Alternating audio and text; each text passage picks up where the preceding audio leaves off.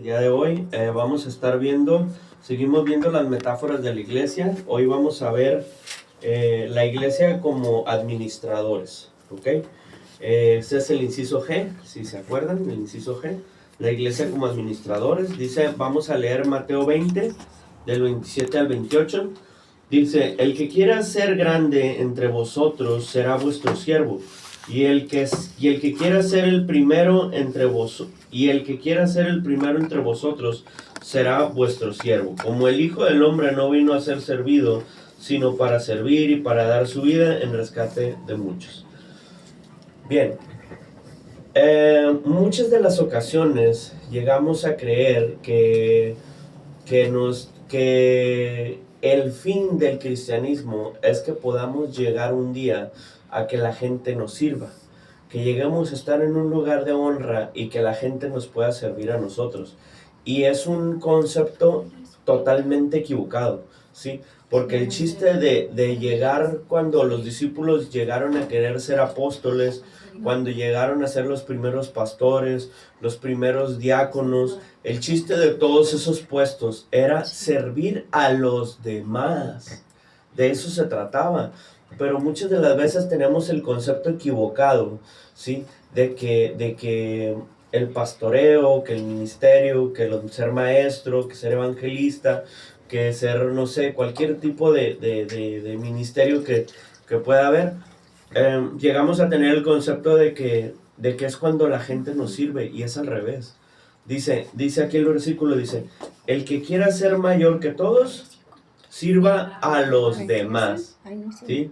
Porque debemos nosotros de ser administradores, ¿sí? Nuestra primera función es ser administradores de la gracia, administradores del poder, administradores de todo lo que corresponde a la palabra de Dios. Entonces se nos olvida, y a veces ya cuando nos mandan a sacar la basura no queremos sacar la basura, cuando nos toca barrer no queremos barrer, cuando nos toca limpiar los baños no queremos limpiar los baños. ¿Por qué? Porque yo soy santeno, yo cómo voy a estar yo, el gran importante, barriendo los baños, cómo voy a estar. Y es un concepto totalmente equivocado el que tenemos sobre el ministerio y sobre el cristianismo, ¿sí? Entonces, cuando nosotros dice, este era el principal pleito entre los apóstoles de Jesús, entre los 12 apóstoles era el principal pleito. ¿Quién era el más grande? Era el principal problema. Se acerca Pedro y le dice, Señor, ¿cuántas veces perdonaré a mi hermano que me ofende? Había roces entre los discípulos. Y uno de ellos era, ¿quién era el más grande? Un día iba Jesús con Pedro y en eso lo iba siguiendo Juan el discípulo. Entonces de repente lo iba siguiendo Juan y de repente dice, oye, dice Pedro, ¿y por qué no sigue? Se voltea a Jesús y le dice, ¿y a ti qué? Tú cállate y sígueme. O sea, ¿a ti qué? ¿Qué te importa si quiero hacer que él quede hasta que yo venga? ¿A ti qué? Le dice. Pero había a veces un pleito entre ellos de ver quién era el más grande. Fíjese un detallito. Cuando Juan, el discípulo amado, ¿sí?, escribe el Evangelio de Juan, Jesús nunca le dice que él es el discípulo amado. Así es. Él se autodenomina solo el discípulo amado. Entonces, podemos hablar de ahí de dos cosas. Podemos hablar de la fe de Juan, cómo él sabía su identidad. ¿Sí me explico? Sí, cómo él sabía su identidad. Pero también podemos ver que había pues un poco de exceso de confianza, a lo mejor, ¿no? De cómo él solo se autodenominaba el discípulo amado, ¿sí? Pero no nos vamos a meter en ese tema. El detalle es que muchas de las veces había roces de ver quién era el más grande, sí, ver que a quién Jesús quería más. Si Pedro era el elegido porque era Pedro, si Mateo era el elegido porque era el que llevaba las cuentas, el que llevaba, no sé, los escritos, tipo escriba, era Mateo, ¿sí? Era bien inteligente. era el estudiado del grupo, entonces era Mateo, entonces, o sea, él llevaba muchas cosas. Entonces, o quizás a lo mejor en ese entonces muchos pensaron que era Judas Iscariote,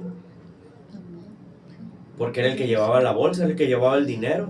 ¿A quién le tienen más confianza? En una empresa, el que lleva la feria, el que lleva el billullo, el morlaco, el chelín. Eso es al que le tienen más confianza, ¿sí? Entonces podemos llegar a pensar que era Judas, pero en realidad un padre no tiene hijos preferidos, ¿sí? Un padre no tiene, o no debería de tener hijos preferidos, diciéndolo en otro idioma, ¿no?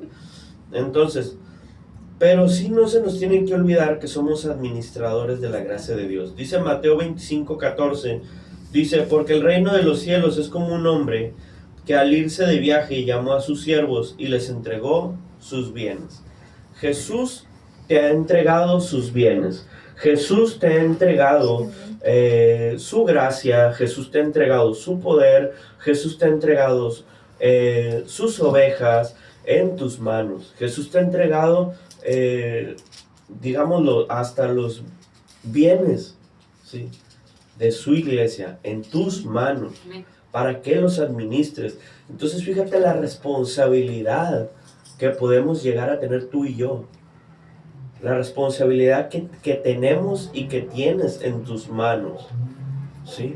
¿Por qué? Porque muchas de las veces creemos que nada más es ir y congregarnos y se nos olvida que somos administradores de la gracia de Dios, que somos administradores del poder del Señor, y se nos olvida totalmente que somos administradores. El Señor nos ha entregado sus bienes espirituales y físicos. El Señor nos ha entregado bienes y nos ha entregado ovejas. Entonces, ¿qué cuentas le vas a rendir al Señor? ¿Qué cuentas le quieres rendir al Señor cuando estés delante de su presencia y que Él te diga, ¿qué hiciste con los días que te di para ir a la iglesia? ¿Qué hiciste con el tiempo que te di para orar? ¿Qué hiciste con el tiempo que te di para ayunar? ¿Qué hiciste con el tiempo? ¿Qué le vamos a decir? ¿Que no teníamos tiempo? Eso pega con el marido, pega con los hijos, con la esposa. Pero con el Señor pega.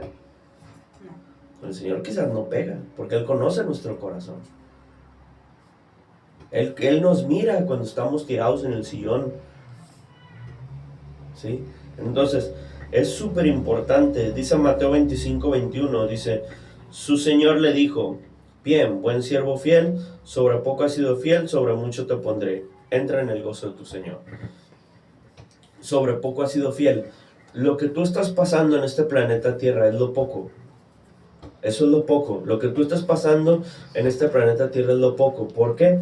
Porque aquí todo perece, todo muere, todo se oxida, todo se echa a perder, el cuerpo se envejece, la belleza se va, el dinero también se va. Entonces, esto que estamos pasando nosotros, dice Jesús, en el mundo tendrás aflicción. Eso fue lo que te prometió el Señor para este planeta Tierra, es que en el mundo tendrías aflicción, ¿sí? Entonces,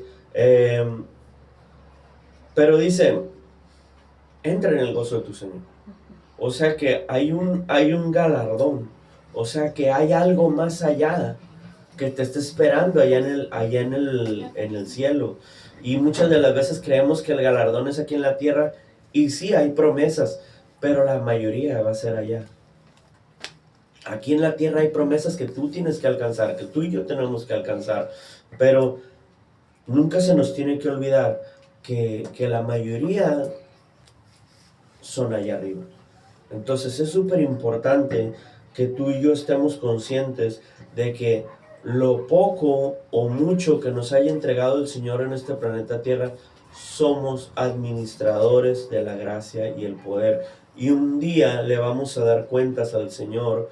Un día le tienes que dar cuentas al Señor. Amén. Sobre cómo administraste sus dones, sus bienes, su Amén. Música, su oración, su palabra. Un día le vas a entregar cuentas, un día le vamos a entregar cuentas. Así es, Amén. Entonces es súper importante que tú y yo estemos sintonizados en la responsabilidad que tenemos sobre administrar la gracia y los dones del poder Amén. De Dios. Amén.